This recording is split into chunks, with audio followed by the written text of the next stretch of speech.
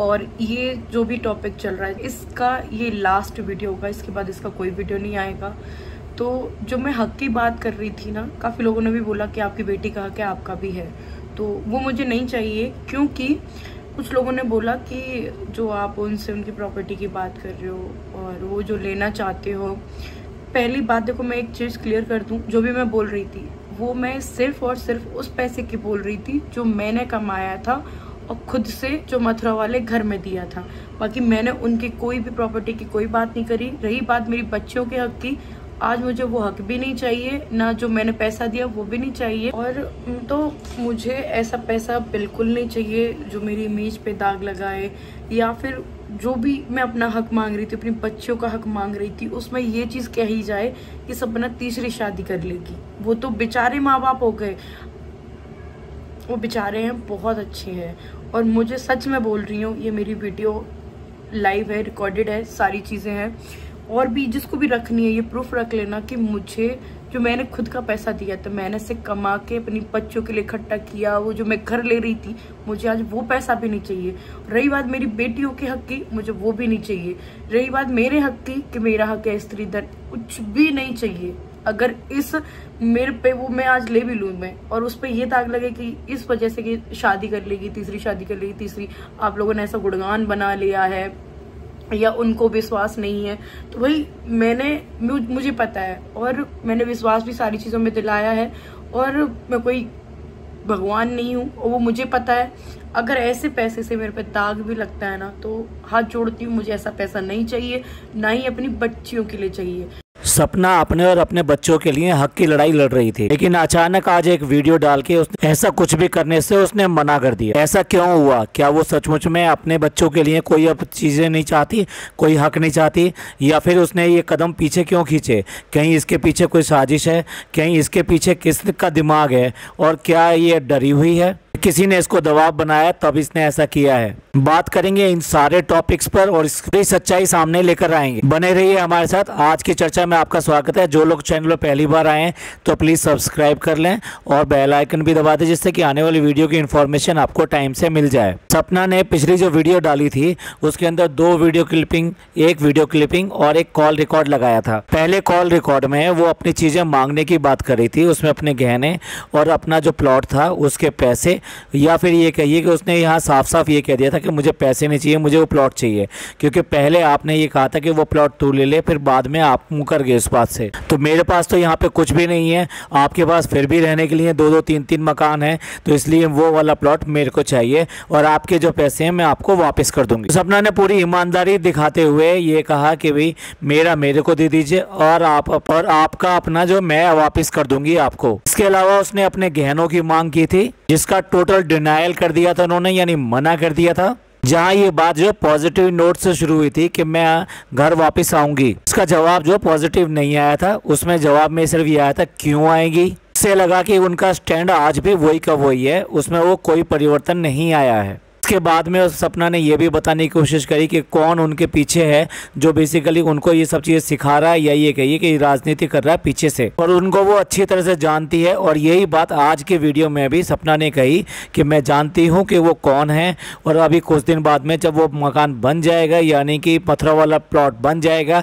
तब वो फैमिली उनके साथ में पूरी की पूरी फैमिली वहाँ पर आकर रहेगी। तो सपना इस बात को बहुत अच्छी तरह से जानती है, इसीलिए वो ये बात दावे के साथ कह रही है। दूसरी उसने वीडियो क्लिपिंग लगाई थी जिसमें कि वीडियो कॉल थी जो बेसिकली उसके सास ससुर उन्होंने किया था बच्चों से बात करने के लिए। इसमें सपना ने बहुत ही अच्छा जेस्चर दिखाया और एक संस्कारी बहू की तरह उसने उनसे बात करने दी और उनको ये भी कहा कि आप जब चाहें तब इन बच्चों से बात कर सकते हैं। मीन्स उसने उनके दादा दादी होने का अधिकार नहीं छीना, वो बात दूसरे के दादा दादी ने इस ओर ध्यान नहीं दिया है। अब देखिए, एक दिन पहले ये लग रहा था कि वो अपनी लड़ाई लड़ना चाहती है और अपने हक की लड़ाई लड़ना चाहती है, अपने बच्चों के लिए करना चाहती है, साथ में ये भी लगा कि वो सिर्फ और सिर्फ अपनी चीजें मांग रही है, कि उसने ये भी कहा था कि मैं प्रॉपर्टी भी चाहती हूँ, जो मेरे बच्चों की है वो उनको मिलनी चाहिए। तो उसके जवाब में उसके ससुर ने ये कहा था कि भी हमारे जीते जी जो है हमारी है, उसके बाद में सारी ये बच्चों की ही है, जिसका विश्वास बिल्कुल भी सपना ने नहीं किया था। अब देखिए ये सिर्फ और सिर्फ एक दिन पहले की बात थी, फिर अचानक ऐसा क्या हुआ कि जो सपना ने आज जो वीडियो डाली उसमें ये इन सब चीज़ों को मना कर दिया और उसने क्लियरली ये कहा कि वो अपना हक अब नहीं मांगती है। एक दिन में ऐसा क्या हुआ जो इतना इरादा उसने बदल लिया, और जिस तरीके से उसने ये वाली वीडियो डाली है उसमें उसकी आंखों में बिल्कुल सच्चाई दिखाई दे रही है, कोई बनावट नहीं है। पूरी ईमानदारी के साथ में उसने ये बात कही कि वो अब ये इनमें से कोई भी चीज़ नहीं चाहती, ना वो जायदाद में हिस्सा चाहती है, ना वो प्लॉट चाहती है, ना ही वो अपने गहने चाहती है। और उसने ये कहा कि अब मैं इनमें से कोई भी चीज़ नहीं लेना चाहती। साथ साथ वो वायदा भी करी कि पापा मम्मी मैं आपसे वादा करती हूँ कि मैं अब इसके बाद में कुछ भी चीज़ नहीं मांगूंगी, और ये पूरा का पूरा ऑन रिकॉर्ड है। इट मीन्स वो अपने वीडियो को एज ए प्रूफ कह रही है कि ये ऑन रिकॉर्ड है और मैं अब कुछ भी नहीं मांगूंगी। लेकिन नोट कीजिए ऐसा सब कहते समय उसके जो आंसू हैं वो रुक नहीं रहे हैं, वो लगातार बहते चले जा रहे हैं। तो ये बता रहा है कि ये सब चीज़ें बिल्कुल भी खुशी से नहीं कर रही है, वो उसको ये मजबूरी में ये सब सारी बातें कहनी पड़ रही है। तो वो मजबूरी ऐसी क्या है जिसकी वजह से उसे इतना रो कर और इतना प्रॉब्लम में आकर इतना ज़्यादा दुखी होकर ये वाली वीडियो बनानी पड़ी। उसने ये भी कहा कि अब इसके बाद में मैं कभी इसके बारे में बात नहीं करूंगी, यानी कि कोई भी वीडियो इस तरह की नहीं डालूंगी जिसमें कि मैं चीज़ों की बात करूं, सामान की बात करूं, या फिर घर की बात करूं, जायदाद की बात करूं, या गहनों की बात करूं। कुछ लोगों को ये बात हजम नहीं हो रही है कि जिस तरीके से वो यहाँ पर आ गई है और अपना नया घर बसाने के लिए कोशिश कर रही है, अपने बच्चों को बढ़ाने की कोशिश कर रही है, और साथ साथ वो इस तरीके से चीज़ें मांग रही है, तो इसका इरादा ठीक नहीं है। क्योंकि क्या है, कुछ लोग ना पहले से ही उसके चरित्र के ऊपर बात को उठाते रहे हैं। जैसे कि जब पहले पति की मृत्यु हुई थी तब भी बहुत सारे लोगों ने इस बात का सवाल खड़ा किया था कि वो नेचुरल डेथ थी उसकी, या फिर इसके पीछे भी कोई राज था। जिस समय सपना के पति की मृत्यु हुई थी उस समय और कोई भी नहीं था, यही दोनों अकेले थे उस रूम के अंदर। जो वार्ड था, जो मेडिकल वार्ड था, उसमें यही दोनों लोग थे।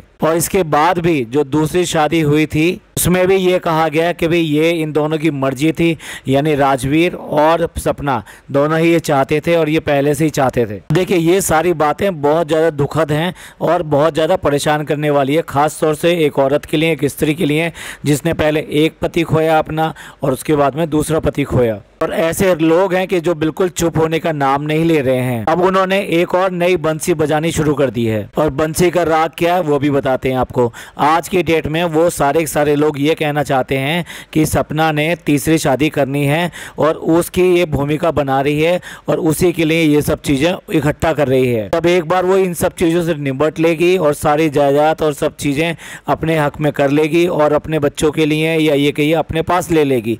बच्चों की तो बात की बात है, तो उसके बाद में ये फिर तीसरी शादी करेगी। और ये इसकी प्लानिंग अब से नहीं, इससे भी पहले की है। पता नहीं किस तरीके से लोग बाग इतनी मनगढ़ंत कहानियां बना लेते हैं। अगर उनके पास में कोई कहानी का सूत्र है तो वो सामने लेकर आए। ऐसे तो आप किसी के लिए भी कुछ भी कह सकते हैं, किसी भी स्त्री के लिए कोई भी बात कह देंगे। सिर्फ और सिर्फ इस समय उसके पीछे कोई नहीं खड़ा है इसलिए आप कुछ भी कह सकते हैं। और फिर ये एक दो लोग नहीं है, कितने सारे लोग जो कमेंट्स आके करते हैं इस तरीके के। हमारे जितने पॉडकास्ट बने हैं उनमें भी ऐसे कमेंट्स आए हैं। साथ मैं देख रहा हूं कि सपना के वीडियो के नीचे भी कमेंट आते हैं, और तो और वो लोग जो आज भी बाज नहीं आते हैं अपनी लाइव करने से। कुछ लोग मिलकर बैठ जाते हैं और फिर हो जाते हैं पंचायत की तरह से कुछ भी कहना। मानते हैं सोशल मीडिया एक प्लेटफॉर्म है अपनी बात रखने का और अपनी बात आज़ादी से करने का। इसका ये मतलब नहीं है कि आप उसकी आज़ादी में, या फिर ये कहिए अपनी आज़ादी में कुछ भी बोल सकते हैं, किसी के लिए कोई भी बात कही जा सकती है। ऐसी बात नहीं है।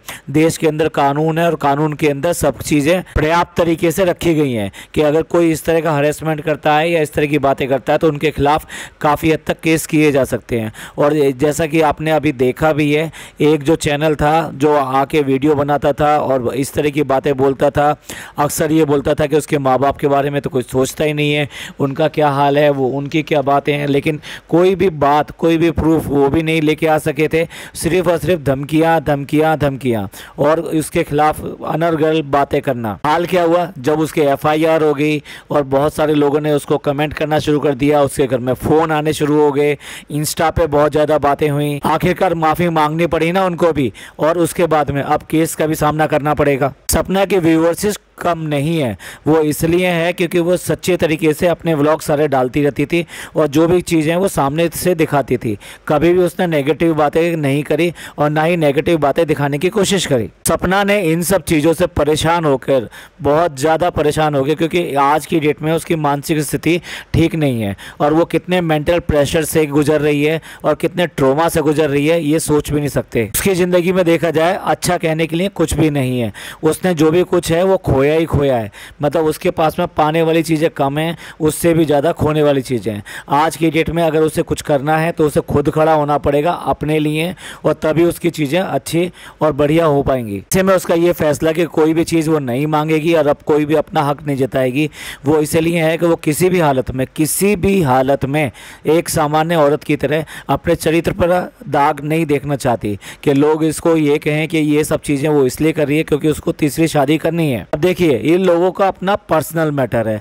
आप किसी की पर्सनल ज़िंदगी में घुसकर क्या करेंगे? क्या आपने उसमें से उसके 2 पतियों में से एक भी पति बचा सके? अगर बचा सके होते तो आप बताइए, आप किसी की ज़िंदगी में किस तरह से हक अपना डाल सकते हैं और किस तरह से उसको भी ये बता सकते हैं उसे क्या करना चाहिए और क्या नहीं करना चाहिए।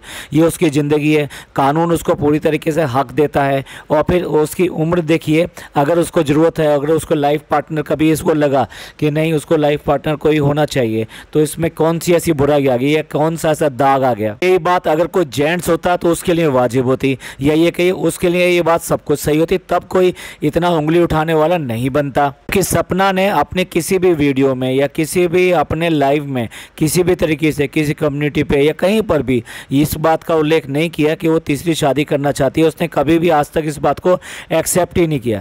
इससे पहले भी उसने इन बातों का जवाब दिया था जब व्यूवर्स जो है काफ़ी ज़्यादा इस तरह के सवाल करते थे, तो उसने आके ये एक बार क्वेश्चन आंसर सेशन किया था। ये आप लोग जो पूछते हैं उन सब का बातों का मैं जवाब देती हूँ, तो उनमें से एक सवाल ये भी था।